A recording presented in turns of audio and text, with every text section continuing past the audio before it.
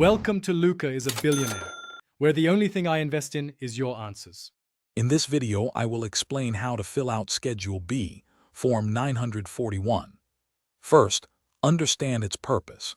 It's for semi-weekly depositors to report their daily federal tax liabilities.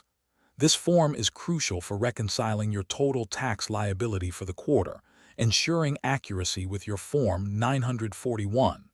It details the specific dates and amounts of your tax obligations, not the actual deposit dates. To begin, accurately enter your Employer Identification Number, or EIN, and your business name at the top of Schedule B.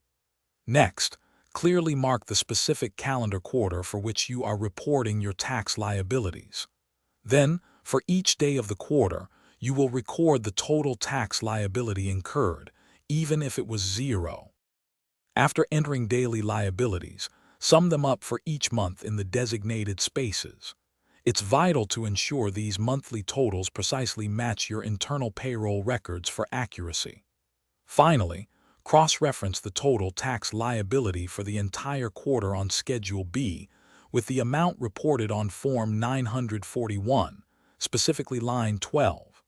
This step confirms consistency. Before submitting, meticulously review every entry on Schedule B for any errors or omissions. Accuracy is paramount to avoid potential issues with the IRS. Remember to sign and date the form in the appropriate section. Once completed, attach Schedule B to your Form 941.